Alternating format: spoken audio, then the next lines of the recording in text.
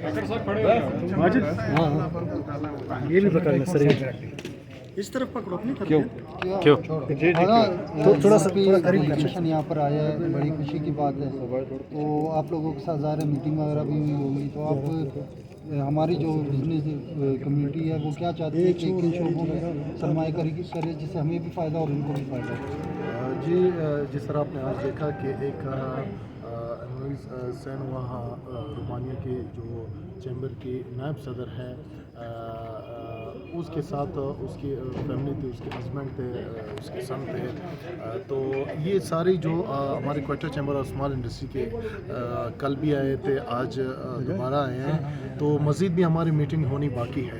इसमें मैं इसका क्रेडिट जो हमारी chamber Quetta chamber of small industry की जो एजाज़ी मेंबर हैं और तर्जुमान है सूबाई हुकूमत की मोहतरमा फ़राह अज़ीम शाह साहब, उसको ये क्रेडिट जाता है कि उसने जो है इसमें जो है काफ़ी कोशिश की है।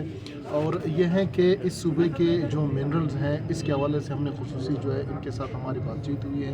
इसके अलावा जो यहाँ पे जो लोकल हमारी चीज़ें हैं, अब तो ये मज़ीद जो है मीटिंग होने हैं, मज़ीद जो है इनके साथ जो है हमारे वक्त वहाँ जाएंगे, उनकी मज़ीद वक्त यहाँ आएंगे।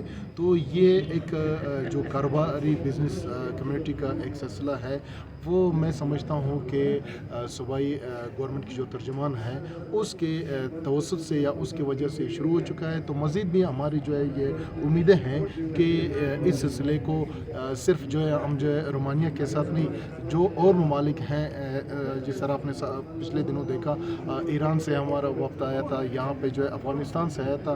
इसके अलावा मज़ीद इस तरह जो है यहाँ से जो है वक्त जाएंगे और जो है जहाँ पे भी हमें जो है वो मौके मैसर आएंगे, तो इंशाल्लाह इस सूबे में भी इस तरह मौके हैं कि वो दूसरे ममालिक से लोग आते हैं यहाँ पे कारोबार के हवाले से। तो इंशाल्लाह ये सिलसिला आगे भी जारी रहेगा। Thank you sir.